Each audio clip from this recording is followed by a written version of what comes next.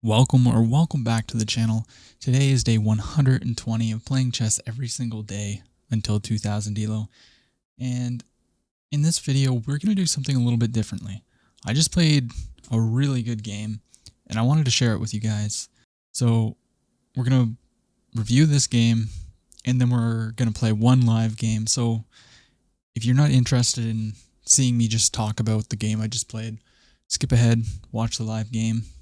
Leave a like, comment, subscribe, all that good stuff. But yeah, so let's take a look at this game. So we're playing with the black pieces against Sultan, Faith 74. And he is a 1600. He plays e4. We get a Caro Kann, which you guys have seen me play a lot. And he plays knight to c3. So we're going into a Tartakower, which is just this kind of setup, where you have this doubled pawn. You're going to play here. You're gonna castle first, but then you're gonna play rook e8, you're gonna bring the knight here and then here. You know how it goes. So he plays knight f3. I continue with my plan, bring the bishop out, getting ready to castle. And he plays h3. I thought this was a very, very weird and not a very good move. But, you know, if you don't want my bishop coming there to pin your knight, so be it.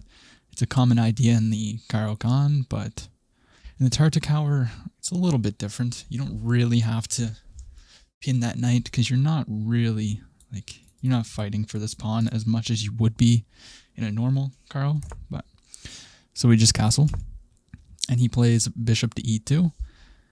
Now, normally people go here, play here, here, and apply pressure to this h7 pawn, which is why you want to bring the rook here and free up this f8 square for the knight so that you have a defender of this pawn because it can be quite fragile.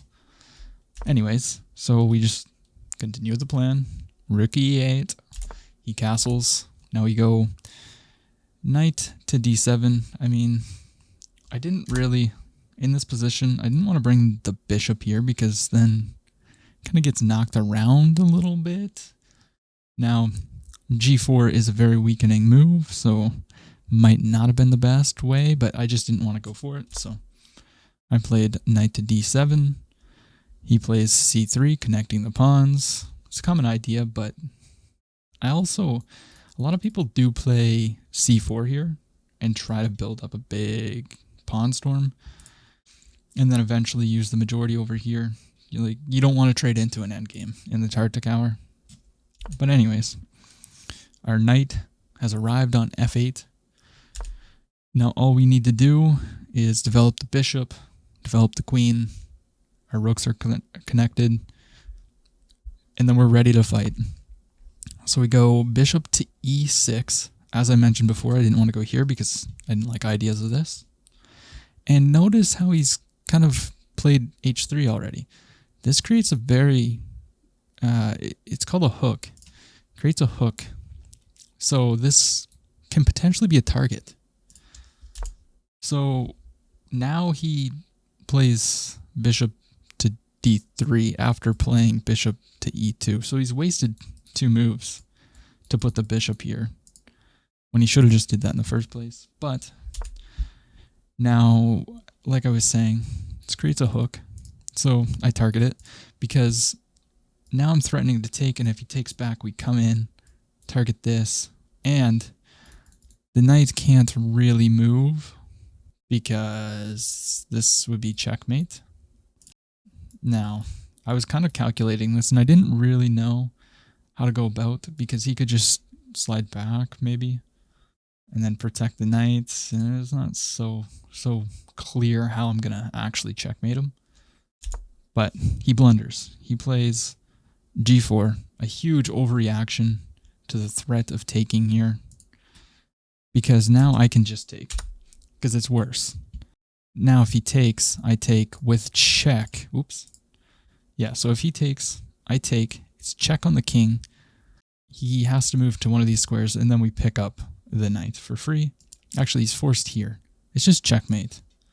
So he takes, yeah, it's mate in 5. Check here, check here, and then probably check here, check, here, checkmate. Yeah, so he couldn't actually take. Yeah, so he couldn't actually take the bishop here. So he plays knight to h4. And I just recapture the pawn on h3. Now his king is wide open. Bishop to f5. I'm pretty much forced to take because my queen's hit.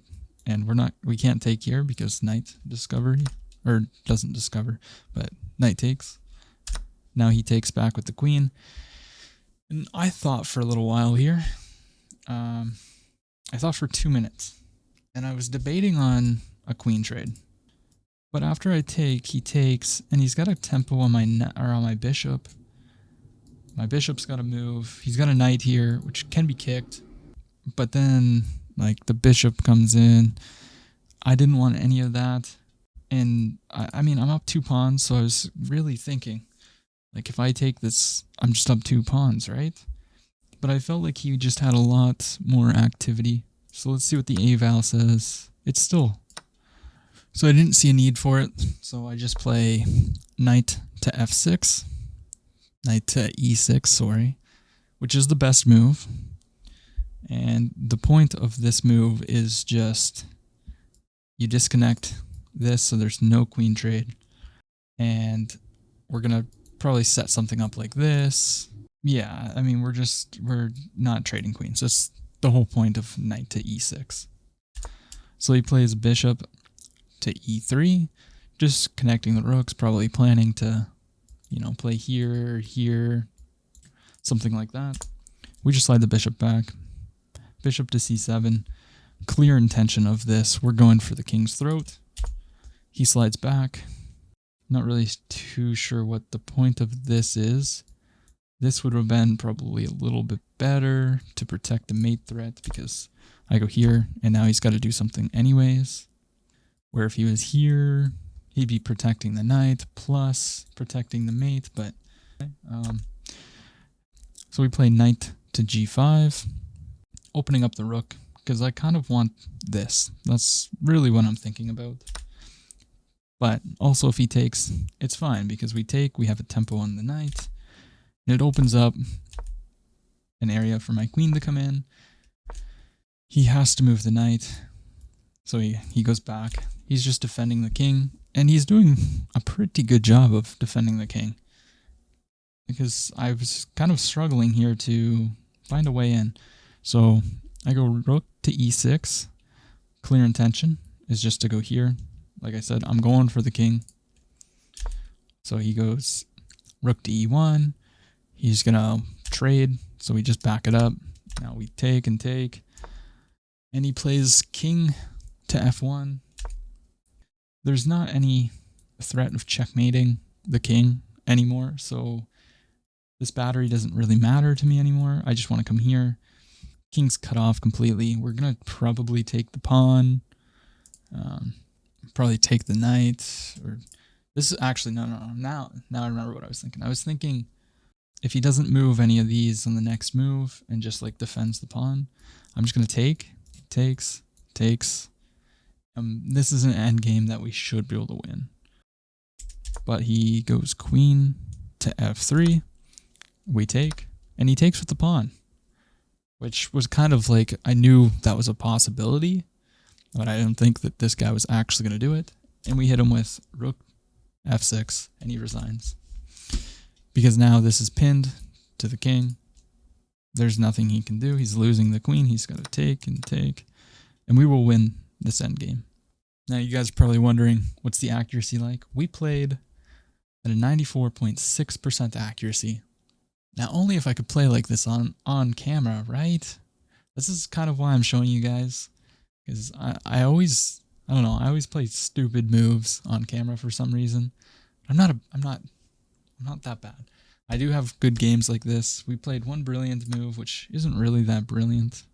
I mean, like we saw, he can't actually take. And chess.com actually thought we played as a 2300. And the middle game was brilliant. And our opening was perfect, basically. So, and it's not like my opponent did anything majorly wrong. He just, I don't know, he wasted a lot of time. He played bishop to e2, then bishop to d3. and he played h3, I'd say those were the 3 moves that really lost him this game. And of course the blunder. But yeah, if you like this kind of style, let me know, because I don't mind recapping some of the actual good games. But if you just want to see live gameplay, that's cool too. And without anything else said, let's find an opponent. Alright, we find Ped drops, and we get the white pieces. Plays a Sicilian, or a Sicilian, as some of you guys said you like how I say it. Okay, we get that. Probably here. Or there, yeah. That's a common move here. Knight f3. By the way, we're sitting at 1541 now, which is pretty decent. We're going to meet that with a4 because we do not want him to get massive counterplay. However, now we do have a problem. Well, not a problem, it's just not a preference for me. I do prefer to go here and trade off the bishop. However, we can't do that here. Can we play bishop to c4? Well, let's calculate here, and yes, we can. So let's play it. This isn't really an option. He might play here and try for this, but yeah, I kind of thought he was going to waste time doing this. So if here, we don't really want to take. I mean, if we play here, drop back, if he takes, so he can take is the problem. It's kind of annoying. I mean, we could just move the bishop back, and if he plays here, we can just do this. But here, wait, so if here he plays this, we give him the option to play here. Which doesn't seem great. So maybe we come all the way back, but then this is possible because takes, and then this is pinned. I'm also looking at e5 here, but I don't think that's correct. Just here. If takes, probably this. Doesn't really seem great for me. I know I'm spending way too much time on this move, but don't know what to do. Takes here, here though. And then we go into that line that I just calculated. Maybe I just bring the bishop back. I don't want to do that.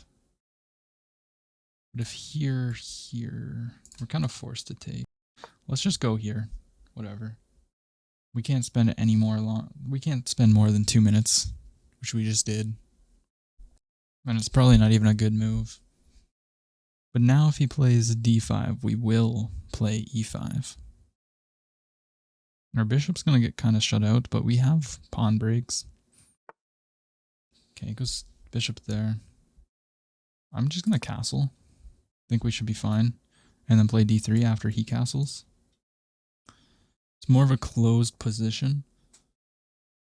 I was going to say maybe if he plays d5, we might want to go knight to e5, but then knight takes, and it's just not really great. Knight in. I didn't actually expect him to play that. I mean, I guess we're going to take. I guess his point is takes, here. What does he threaten with the knight here? Not really a whole lot. Knight here. Okay, let's calculate that. Here.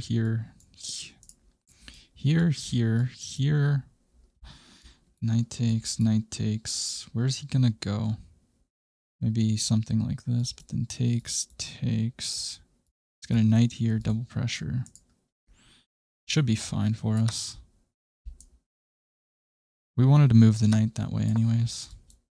We always have kicking out knight moves while opening up the bishop. So if he takes, we go here. Now this would be annoying. Oof. But maybe not so bad.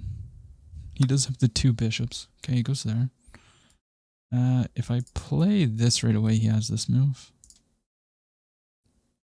So let's recapture that pawn. I'm anticipating this anyways.